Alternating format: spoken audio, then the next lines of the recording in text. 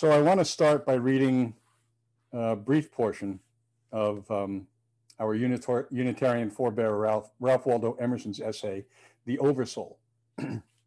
Some of you are familiar with this, and it was first published in 1841. And so for that reason, we have to excuse his gender-specific language. But he writes this. He says, "The supreme critic on the errors of the past and the present, and the only prophet of that which must be, is that great nature in which we rest, as the earth lies in the soft arms of the atmosphere, that unity, that oversoul within which every man's particular being is contained and made one with all other, that common heart of which all sincere conversation is the worship, to which all right action is submission, that overpowering reality which confutes our tricks and talents and constrains everyone to pass for what he is and to speak from his character, not from his tongue, and which evermore tends to pass into our thought and hand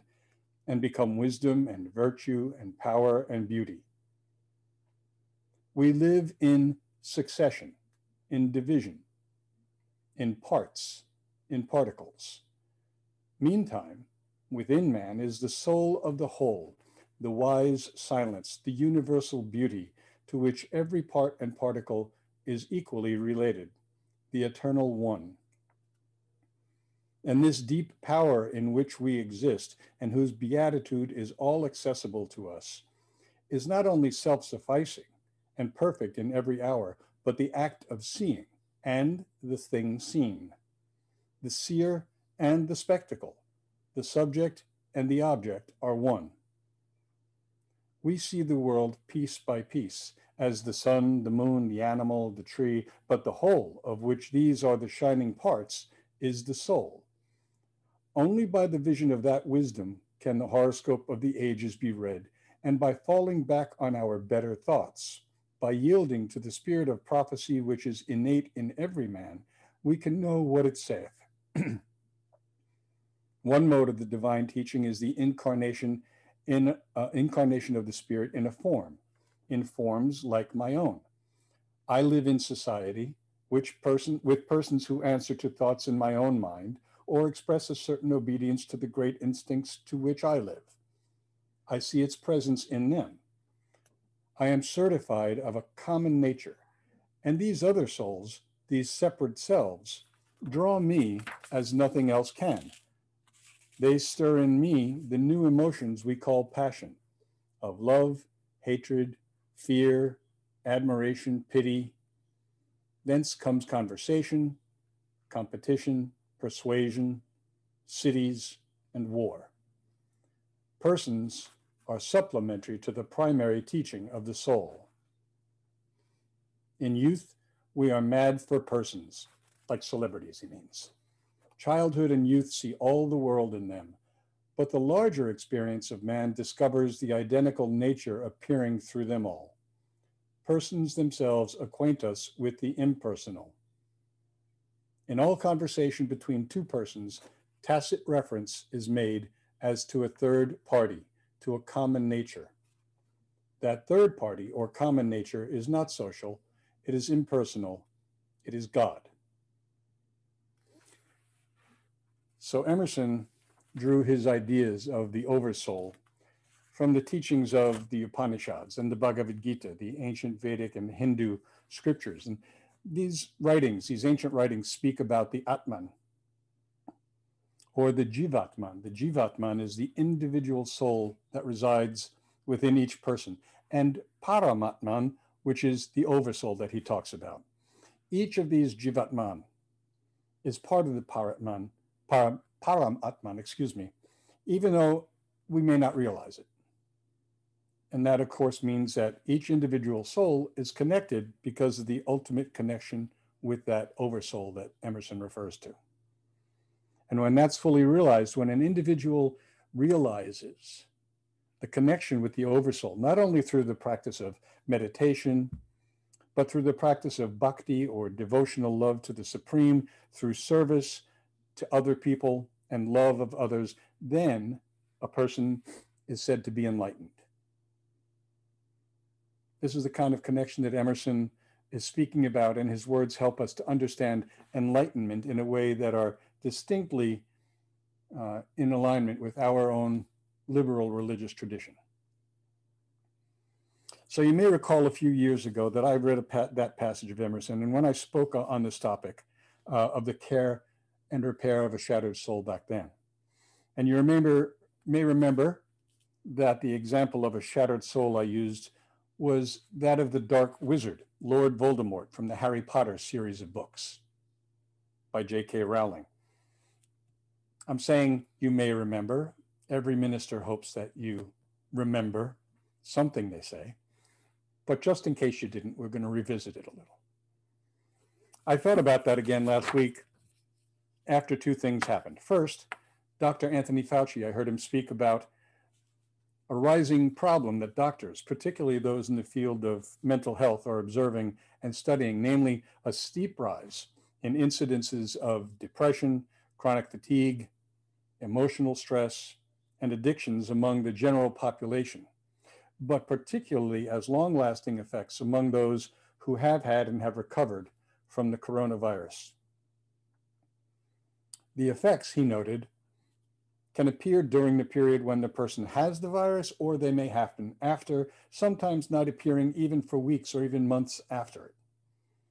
And this, he says, promises to be a second threat, a great threat to the nation's population and to our overall national health. People will undoubtedly miss work.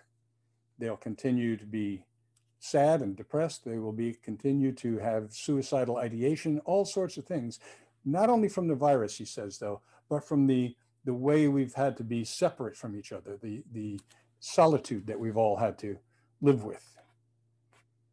And it's a very concerning prospect. And the second thing that made me think of this was that both Lisa and I, as you all know, tested positive for the coronavirus. And we've been in quarantine since then. Our symptoms were basically mild, fatigue, a slight cough, headache, and fatigue. And the slight cough was more concerning for Lisa because of her asthma. But fortunately, we were able to receive that newly approved monoclonal antibody therapy. I think I just like saying monoclonal. It's a fun word. That monoclonal antibody therapy, which helps to speed up the recovery. And so we're feeling a bit better. I'm feeling fairly well, and Lisa's feeling a bit better. But when Dr. Fauci spoke about this newest aspect of the virus, I thought about just how shattered our souls, individually and corporately, have become over the past year. And so the Harry Potter story popped into my head once again, and particularly that character of Voldemort. Now, I want to read a quote from a book called The Uses of Enchantment, The Meaning and Importance of Fairy Tales by the psychologist who passed away a long time ago, Bruno Bettelheim. Perhaps some of you know him. Bettelheim wrote this about fairy tales. He says, each fairy tale is a magic mirror which reflects some aspects of our inner world and of the steps required by our evolution from immaturity to maturity. For those who immerse themselves in what the fairy tale has to communicate, it becomes a deep, quiet pool, which at first seems to reflect only our own image. But behind it, we soon discover the inner turmoils of our soul, its depths and ways to gain peace within ourselves and with the world, which is the reward of our struggles.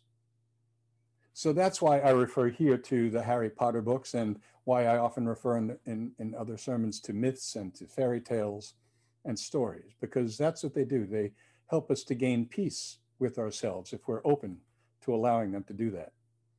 And I'm going to go out on a limb here, and you have to pardon me, I have an itchy nose today for some reason. I'm going to go out on a limb here and assume that most of you are at least somewhat familiar with the Harry Potter story. If you aren't, you can either rent the books from the library and read them and catch up, or you can have your grandchildren, or just grab some kid off the street who's actually up to maybe 30, 35 years old, and they'll be able to tell you the entire story, what it's all about. But suffice it to say that Harry Potter is a young wizard in training who is the target of the dark wizard Lord Voldemort's anger and his hatred. And he's pursued throughout the books by Lord Voldemort, who has to kill Harry Potter in order to attain the immortality that he desperately seeks. Voldemort is the most powerful dark wizard in the history of wizardry, and he intends to hold sway not only over the magical world, but over the world of muggles. Now, muggles are people like you and me who, well, maybe some of you aren't muggles, I don't know, but muggles who are have no magic, okay? There are others called half-bloods, disparaging term, because they're half magic and half not. But anyway, you see how easy it is to get off on the whole thing. So anyway, he wants to control the world. And as the book progresses, we discover that Voldemort, who is also called he who must not be named, a phrase I think we are all using these days for someone else. In any case, he's also called he who must not be named.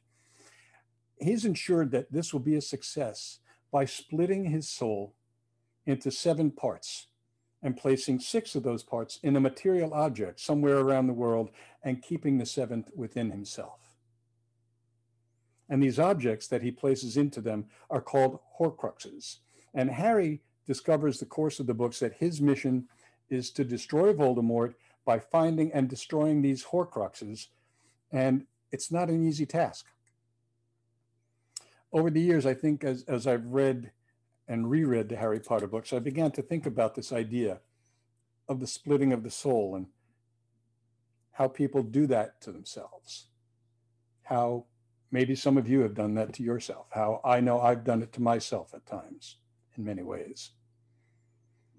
And how we create our own Horcruxes in order to protect ourselves from those little deaths that we experience at times in our lives, those deep wounds and the pain we've inflicted on us, either deliberately by others or that we inflict on ourselves.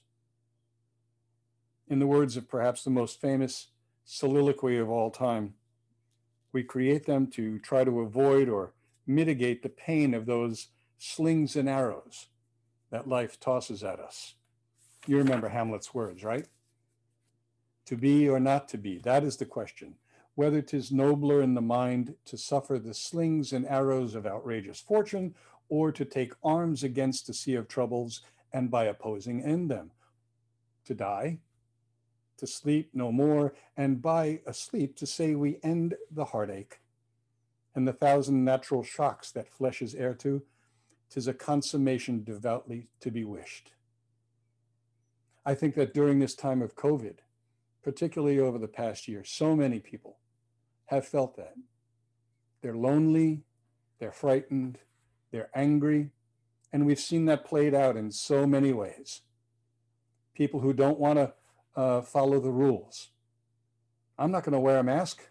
That's going to make me unhappy. It's my right not to wear a mask. And then they get angry about other things. And that soul inside of them, which is manifesting as selfishness and fear, is a splitting of the soul. And they're putting that soul somewhere else. They're putting that soul in perhaps a trust in their leaders, perhaps trust in a conspiracy theory. Or maybe it's not like that. Maybe it's someone who's just lonely. And so they put their trust in a television world or a world of online fantasy, which isn't real, because now they have no connection to the real world, and the soul is being split. That confusion of whether it's better to live or die nags us, and so we find ways to protect ourselves. You remember the song by Simon and Garfunkel? I've built walls, a fortress deep and mighty. Hiding in my room, safe within my room, I touch no one and no one touches me. The creation of our own Horcruxes, our places to store and protect pieces of our soul, is really quite similar at times to Voldemort's. Now, he used mostly material things, a ring, a locket, a book, a tiara. And how often people do place their trust in the material, the transient, thinking that it's somehow going to give them what they lack to protect their soul. Half an hour in front of a television or a quick read through a newspaper is proof enough of how our society values things at the expense of our souls. Buy this car and you'll be happy. Make it your Horcrux. Use this beverage and you'll be the life of the party. Make it your Horcrux. If you want people to like you, you use this toothpaste or this laundry detergent because it'll give you fresh breath or make your clothes smell nice. Make those your Horcrux. Watch this show to see how happy others are so you can live vicariously through them. Or watch and see how miserable others are so you can escape your own misery and feel a little happiness at their expense. That's Schadenfreude. You know, I think now when I read that, I think about he who must not be named, Donald Trump. And we know about his childhood. We know about his past. We know about the dysfunctional family that he came from. And when you think about it, maybe Donald Trump has split his soul into the Horcrux of power, into the Horcrux of political gain, of money, because he had to. It was the only way he could survive living in the family that he grew up in. That's not an excuse, but it's possible. We see that in a lot of people. You know, the interesting thing about Harry Potter as a character is that as he grows and he matures, despite the sorrow that he experienced, despite the rejection from his family, the pain he had to endure of loneliness and of not belonging, he still refuses to tear his own soul apart or let anyone else do it to him. And he's not Pollyanna-ish about the whole thing. You know, he gets angry, he loses his temper, he gets depressed at times, he cries, and he gets confused. He doesn't see how he can go on, and he wants to give up.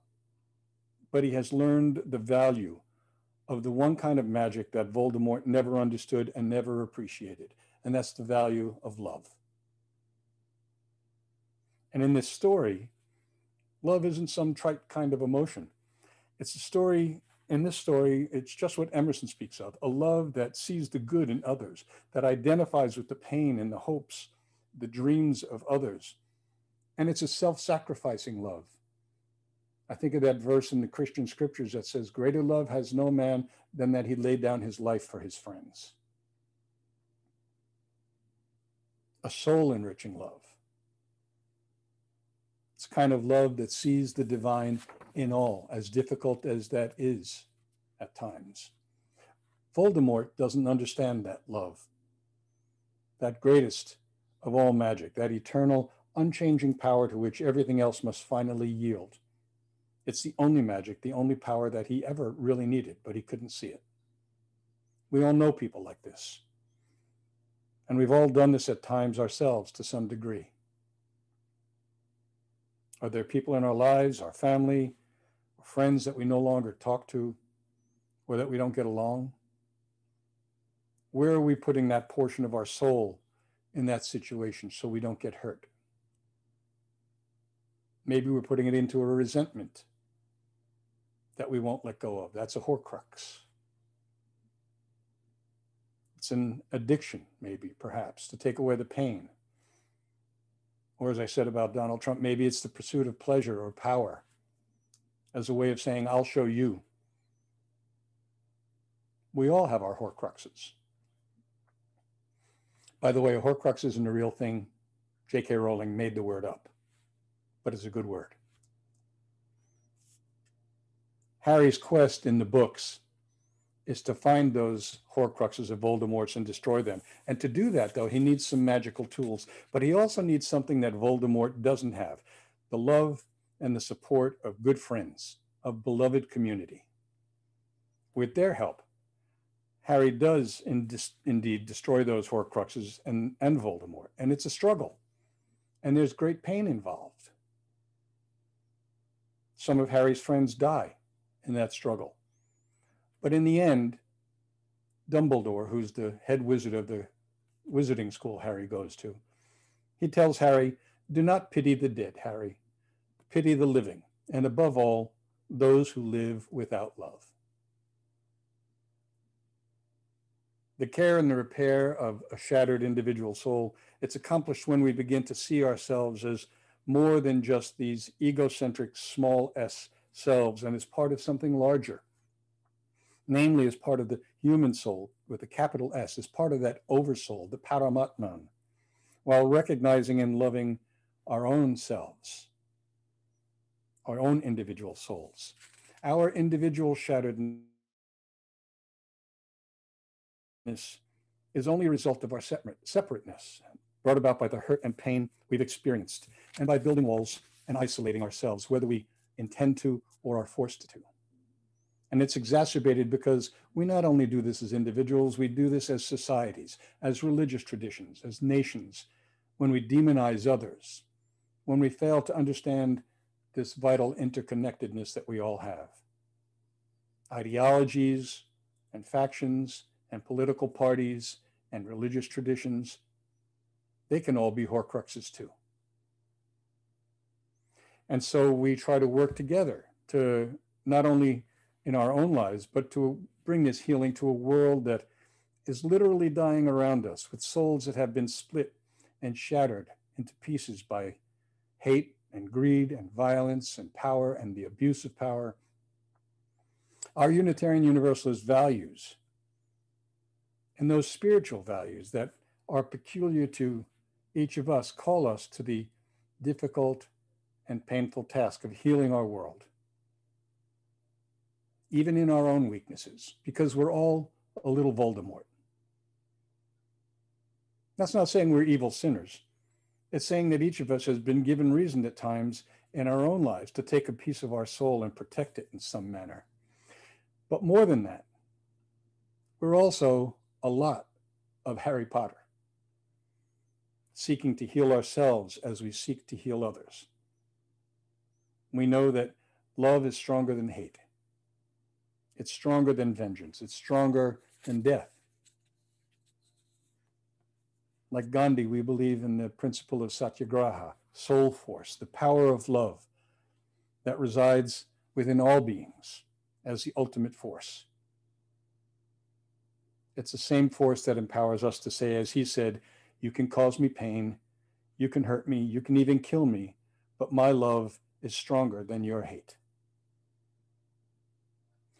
So I invite us to examine our lives now, again, to look at those places where we've taken those pieces of our soul as a way of protecting them, perhaps, and bring them instead here to this wonderful community and make the choice to use that magic that we all possess, that magic of love, to heal ourselves and all those around us, and to bring healing to a world that desperately needs it right now. May it be so. If you enjoyed this video, please like us on YouTube, subscribe to our channel, and click on the bell to be notified whenever we post a new video.